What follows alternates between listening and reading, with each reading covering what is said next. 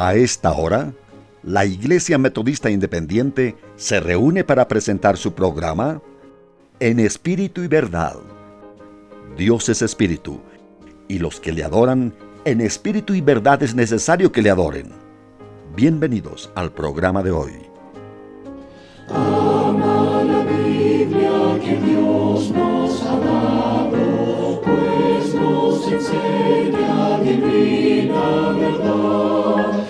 Cristo es su tema, el Hijo entregado, para salvarnos de nuestra maldad.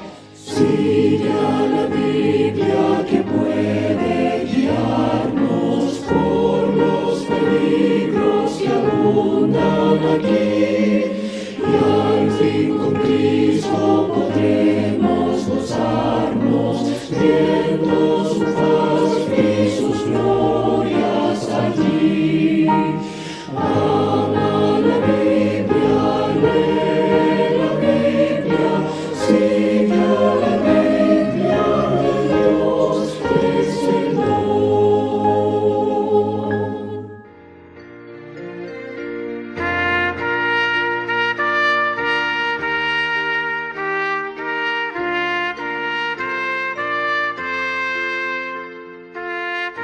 Segunda Timoteo, capítulo 3, versículos 16 y 17, que dice así: Toda escritura es inspirada divinamente y útil para enseñar, para redarguir, para corregir, para instruir en justicia, para que el hombre de Dios sea perfecto, enteramente instruido para toda buena obra. Amén.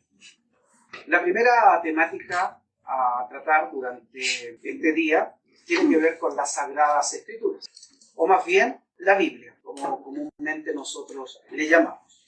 El título Biblia, el vocablo biblión, en griego helenístico, significa un libro, es decir, unidad. Biblia es unidad de un libro. Y el término Biblia propiamente tal es en número plural, ha de entenderse como biblón en número plural. Y esto llegó, como nosotros sabemos, a aplicarse a la colección de libros reconocidos como parte integrantes de las Sagradas Escrituras. Pasado el tiempo, los cristianos, frente a la manifiesta unidad de la revelación escrita y olvidándose de la gramática, empleaban Biblia como sustantivo femenino singular, la Biblia. Sin embargo, es importante recordar que la Biblia constituye una pluralidad de libros, formando una divina biblioteca, es decir, libros que son de Dios, inspirados por Dios. Cuando se trata de la exégesis, la exacta interpretación de la Biblia, hemos de tener en cuenta tanto la unidad del libro en su totalidad como las características especiales de cada uno de sus componentes. Para el creyente fiel, la Biblia es la palabra de Dios escrita, el perfecto engaste de la joya céntrica, la figura divina y humana del Verbo de Dios encarnado.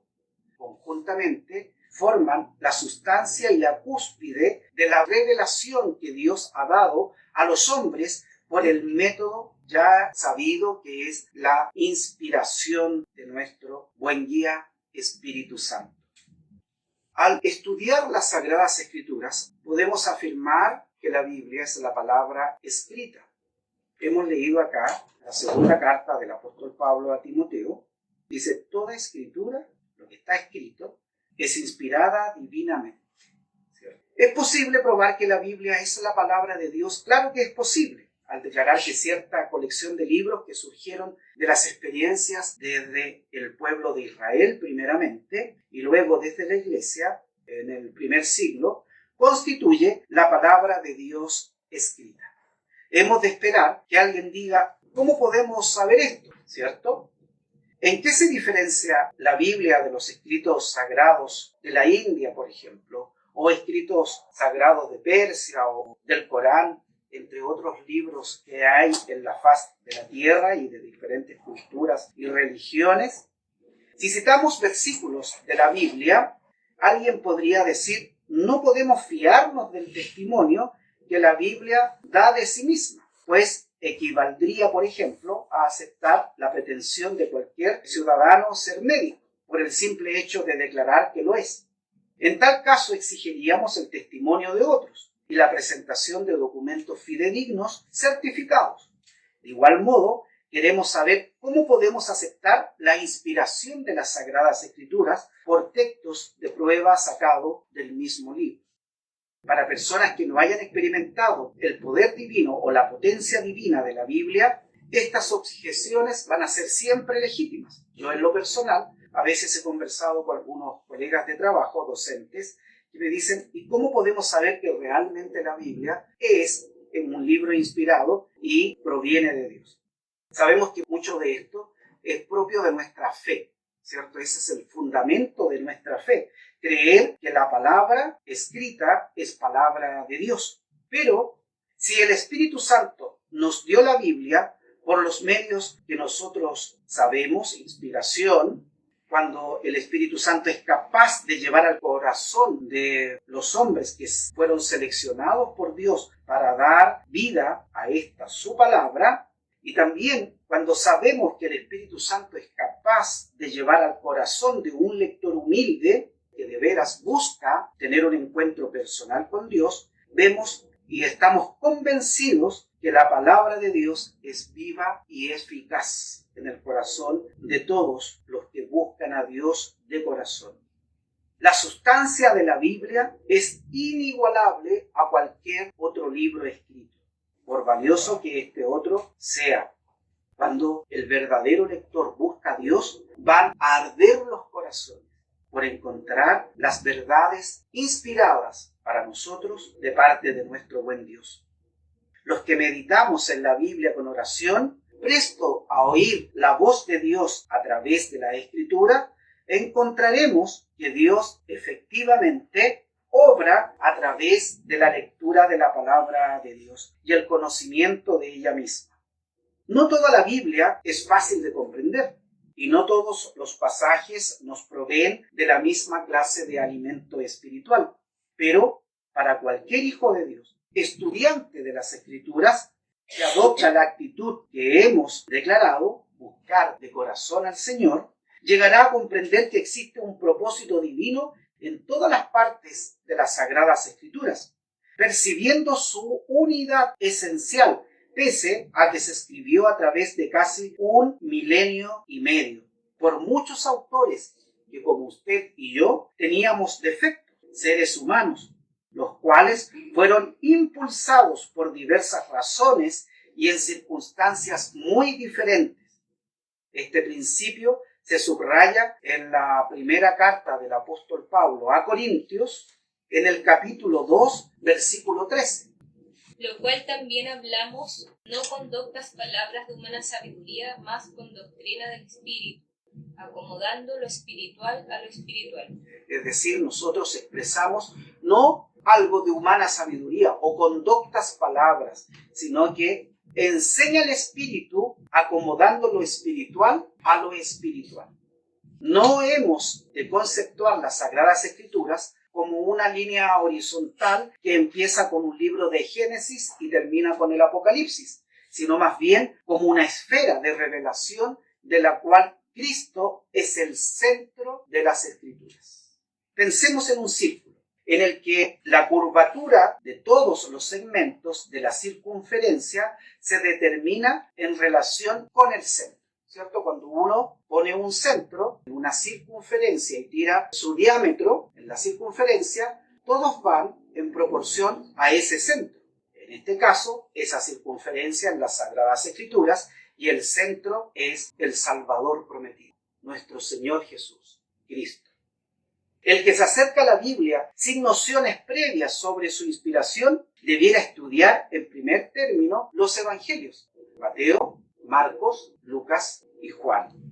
Ya hemos visto que estos maravillosos documentos o libros son históricos, basados sobre el testimonio de buenísimos testigos y en algunos casos testigos directos de lo que nuestro Señor dijo e hizo.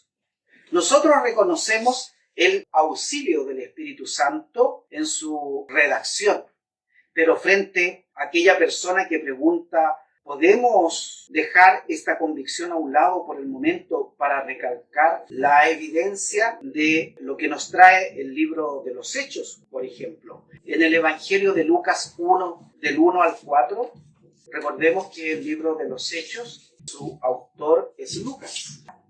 Habiendo muchos tentado a poner en orden la historia de las cosas que entre nosotros han sido ciertísimas, como nos lo enseñaron los que desde el principio lo vieron por sus ojos y fueron ministros de la palabra, me ha parecido también a mí, después de haber entendido todas las cosas, desde el principio con diligencia, escribírtelas por orden, oh muy buen Teófilo, para que conozcas la verdad de las cosas en las cuales has sido enseñado.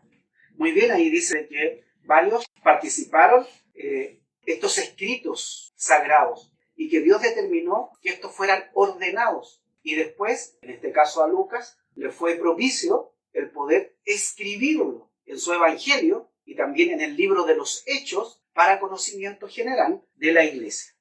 Por tal razón, el libro de los Hechos podemos declarar que constituye la prueba irrefutable de que Lucas era el historiador más concienzudo y exacto de la antigüedad, y no lo sería menos al redactar su Evangelio. Las coincidencias de Lucas y los demás evangelios en todo lo esencial nos convencen del carácter también histórico de Mateo, de Marcos y Juan. Todos los evangelios presentan al mismo protagonista, reconocidamente el mismo Señor Jesucristo en todos ellos. El centro, el protagonista es Jesucristo. Una persona que medite sobre este hecho con mente abierta y con algunos conocimientos literarios e históricos, comprenderá que el milagro de que 4 hombres creasen al mismo personaje constituiría un fenómeno extraordinario en la esfera literaria. Es mucho más fácil reconocer la veracidad del retrato, repetido 4 veces, aun cuando abarca los altos misterios de la persona del Dios hombre, Jesús, que el admitir la posibilidad de este inaudito fenómeno literario. La evidencia de estos escritos históricos nos convencen de que Jesucristo es el Dios hombre, el Verbo de Dios encarnado, revestido de plena autoridad en todo, omnisciente por ser Dios y manifestando la misma esencia de la sabiduría divina. Dios ha hablado por medio de su Hijo, así dicen las Escrituras. He aquí el centro de ese círculo, que es la revelación. La palabra de Dios es la revelación escrita. Jesucristo es la revelación viviente. No hemos de luchar en primer término para solucionar todos los problemas de los comienzos del libro de Génesis, sino reconocer que hay un cuádruple evidencia válida que afirman la manifestación de Dios en carne. Cristo puso el sello de su divina autoridad sobre todas las partes del Antiguo Testamento, reconocido por los judíos, que coinciden con los libros del Antiguo Testamento, la Torá, que conocemos y aceptamos la autoridad e inspiración de ellas, porque nos corresponde aprender de aquel Verbo encarnado, de aquel yo soy que fue declarado desde el principio, postrándonos a sus pies como sus hijos. Es imposible que el hombre, por medio de investigaciones en esferas materiales o netamente científicas, pueda comprender la veracidad de la palabra de Dios, aunque nosotros sabemos que existen diferentes científicos cristianos que pueden relacionar la ciencia y las sagradas escrituras. No obstante, no debemos hacer válidas las sagradas escrituras a través de la ciencia, sino que muy por el contrario, la palabra de Dios hace válida a la ciencia. Cuando leemos en el Génesis, en el 3er capítulo, se narra la caída del hombre, y aparte de unos versículos del capítulo 2 muy importantes que revelan lo que el hombre habría podido ser como hecho a imagen y semejanza de Dios en su inocencia, se le ve siempre como un ser dotado de maravillosas posibilidades que se han tergiversado por la poderosa influencia negativa del pecado. Sin embargo, los medios para vencer el mal fueron provistos por la gracia de Dios antes de la fundación del mundo, formulándose el propósito de la redención del hombre por medio del Hijo encarnado. La culminación de la obra había de realizarse históricamente en el monte del Calvario, en el año 30 aproximadamente de nuestra era. Pero un propósito de Dios tiene ya la consistencia de un hecho real, de modo que había provisión para la retención del hombre aún antes de caer en el pecado que le enajenó de la vida de Dios. Apocalipsis 13:8. Y todos los que moran en la tierra le adoraron, cuyos nombres no están escritos en el libro de la vida del Cordero, el cual fue muerto desde el principio del mundo. ¿Se dan cuenta? Dice que el Cordero ya había un plan divino. ¿Se dan cuenta lo que dice desde cuándo fue muerto? Dice que desde el principio del mundo, del principio de las cosas. Ahí Dios tenía un plan perfecto donde el centro de la historia de la humanidad es Cristo. La palabra de Dios nos habla de esto claramente. Pablo asegura que las Sagradas Escrituras son útiles, como hemos leído, para enseñar, para redarguir o reprender, para corregir o para instituir en justicia o instruir en justicia, con el fin de conseguir la madurez espiritual del hombre de Dios. También otro apóstol, Pedro, afirma que la palabra profética es como la luz de una lámpara que ilumina los lugares oscuros del mundo entenebrecido por el pecado. También son muchos los pasajes del Antiguo Testamento que nos hablan de esto. Recordemos el Salmo 119, 105, que dice: lámpara es a mis pies tu palabra y lumbrera a mi camino. Exactamente. Todos reconocemos la veracidad de la palabra de Dios, el centro, Cristo, y lo que puede producir en el hombre, entregándonos luz a nuestra vista, a este mundo que está en tinieblas. Y todo ello es nada más por obra y gracia y misericordia de nuestro Señor. La Biblia habla de la creación, pero no es un libro científico, ya que solo roza este tema en relación con las finalidades que hemos señalado. Tampoco es un libro netamente histórico, según los postulados de la investigación histórica de nuestros tiempos, bien que contiene mucha historia basada sobre las mejores evidencias posibles. Existe la peregrina idea en la mente de algunos de que lo que contiene la Biblia es algo religioso, divorciado de la historia, siendo de mucha más importancia los datos extrabíblicos. Las investigaciones arqueológicas recientes han confirmado el valor de las afirmaciones de la Biblia por encima de las demás fuentes, tantas veces contaminadas estas por el intento de los grandes personajes históricos de engrandecerse a sí mismos por medio de las crónicas, o de otros que simplemente quieren destruir la palabra de Dios como libro sagrado. La Biblia siempre dice la verdad, hasta el punto de descubrir los fallos de los grandes personajes bíblicos que se destacan en sus páginas. Estas consideraciones son muy importantes cuando se trata de llegar a la recta exégesis del texto sagrado, siendo necesario respetar los silencios de la Biblia, ya que la palabra de Dios cumple sus sublimes propósitos, sin esforzarse por anticipar la labor que científicos e historiadores habían de realizar cuando llegara la hora del desarrollo técnico necesario para aquella precisión en la clasificación y comprensión de los datos fundamentales indispensables para el desarrollo de las distintas disciplinas.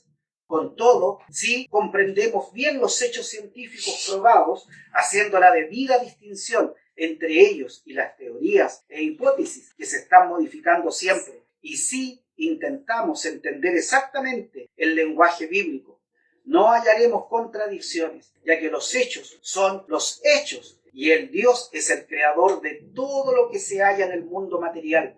También es el Dios quien dirige el proceso histórico por su providencia.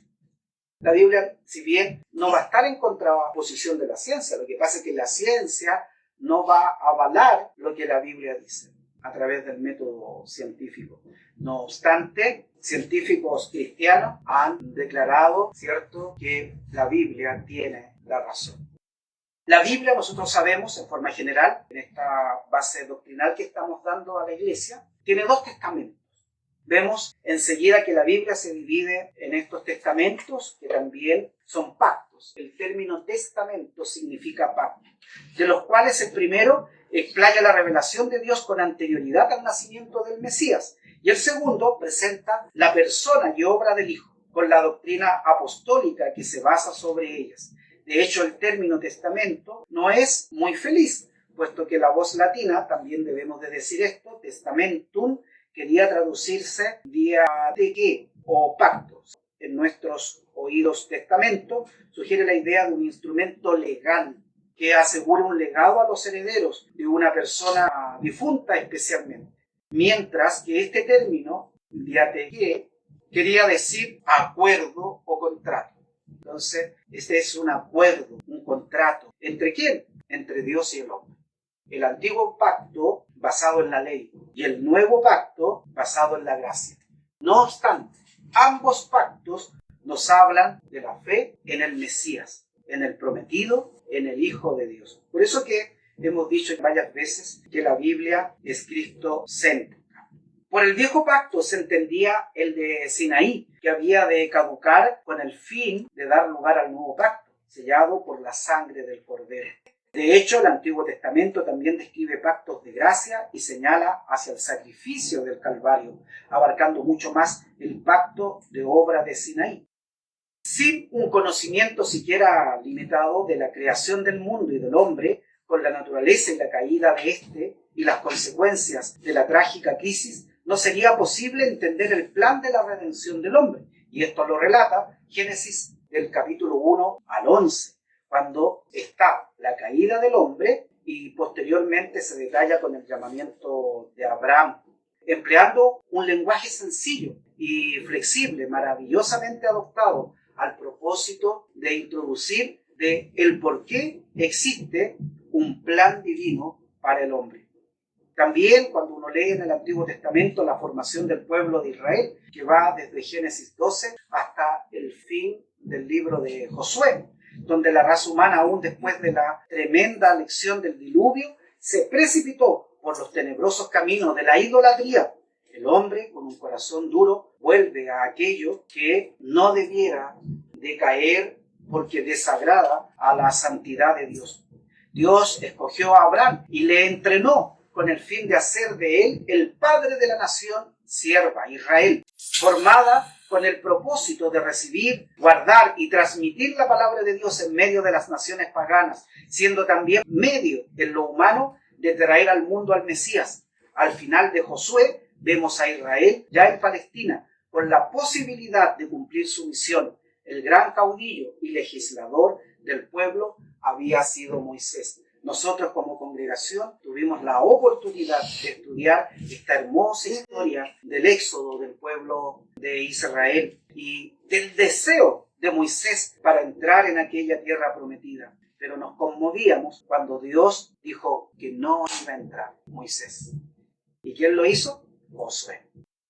Las fluctuaciones en el testimonio de Israel hasta establecerse el reino davídico, estamos hablando de David. Eso va desde Jueces 2 hasta 2 Samuel 5. Recordemos que los israelitas, aparte los hombres piadosos del resto fiel, no se hallaban siempre a la altura de su misión y se desviaban frecuentemente hacia la idolatría.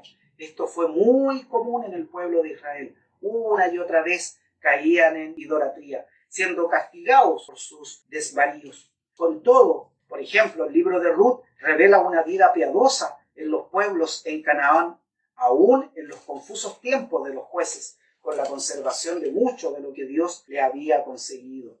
Empezó una nueva era de testimonio cuando David subió al trono.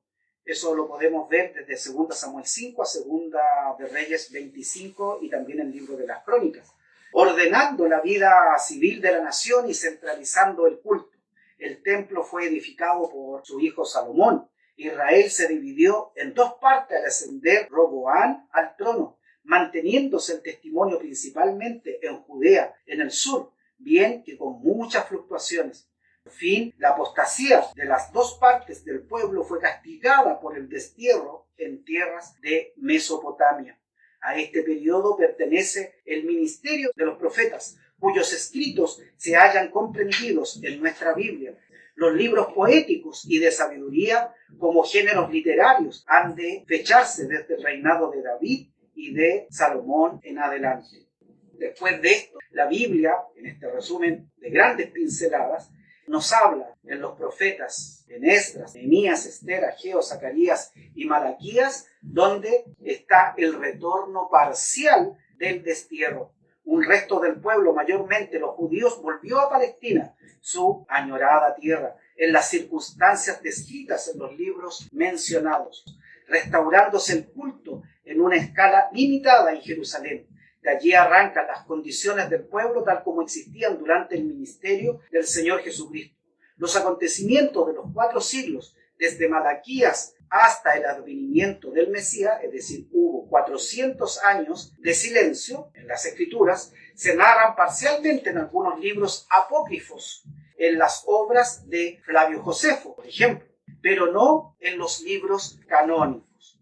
Y es así como uno llega al Nuevo Testamento, cuando aparecen los evangelios que nos hablan de la obra expiatoria de nuestro Señor Jesús, llegando posteriormente a los Hechos de los Apóstoles y las Epístolas. Estos libros constituyen el fruto de la obra de Cristo, describiendo los hechos, el nacimiento y crecimiento de la Iglesia, lo que entraña el tema del descenso del Espíritu Santo y las actividades de algunos apóstoles y sus ayudadores. Las epístolas surgen de la labor apostólica, siendo dirigidas a iglesias locales o a individuos, según exigían las circunstancias. Presentan la doctrina cristiana, fundamento también para nuestra iglesia, además de las propias prácticas de las iglesias que perduran hasta el día de hoy. Y para finalizar el Nuevo Testamento con el libro de Revelaciones o Apocalipsis. El Apocalipsis constituye el digno fin de la palabra de Dios escrita, llevándonos por medio de símbolos y profecías a la consumación de la obra de Dios en la tierra y en los cielos. Este canon, en relación con la Biblia, indica la lista de libros que llegaron a considerarse como inspirados, autoritativos, incluyéndose en las Sagradas Escrituras. Por eso, hermanos, el pueblo de Dios debe agradecer su providencia al permitir que estos libros aún estén con nosotros. A través de la historia de la humanidad se ha tratado de eliminar grupos anticristianos, han tratado de declararla como un libro que obstaculiza el crecimiento de la humanidad. Pero no obstante, la Biblia aún prevalece hasta el día de hoy. El cielo y la tierra pasarán, mas mis palabras no pasarán. Si es que usted hoy, el día, tiene una Biblia junto a usted, estúdiela. Por ahí leía que una persona que lee 4 veces en la semana la Biblia, o 4 días en la semana, puede empezar a ir botando lo que está en su corazón y en su mente, e ir llenando de la palabra de Dios.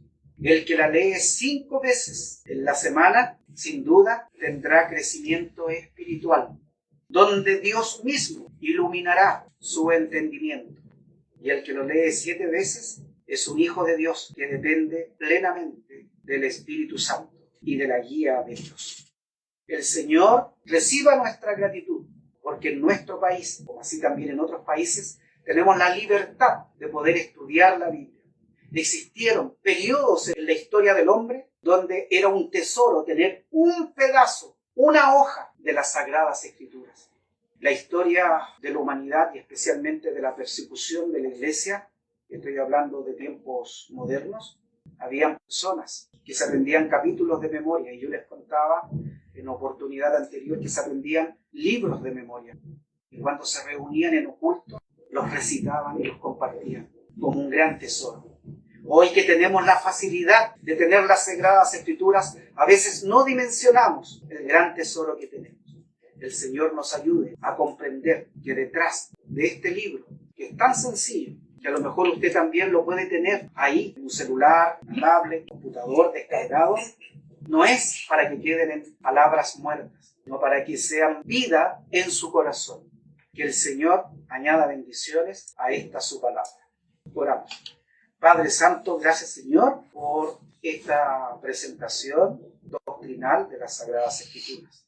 Es muy difícil resumir todo lo que significa las Sagradas Escrituras en una tan corta y pequeña exposición. Pero te rogamos que tú, a través del Espíritu Santo, hayas hablado al corazón de los oyentes y puedan comprender y estar con plena gratitud en sus corazones de ser poseedores de la palabra de Dios en medio nuestro. Gracias por todos aquellos que han escuchado este mensaje. En el nombre de Jesús. Amén.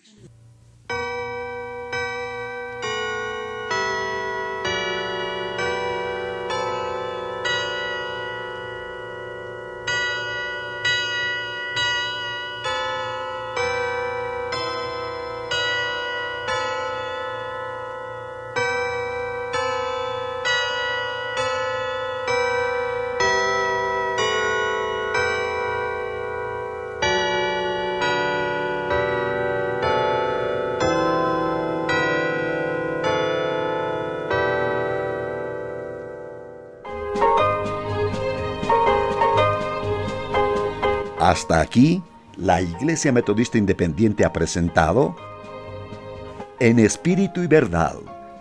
Dios es Espíritu, y los que le adoran, en espíritu y verdad es necesario que le adoren. Que el Señor les bendiga.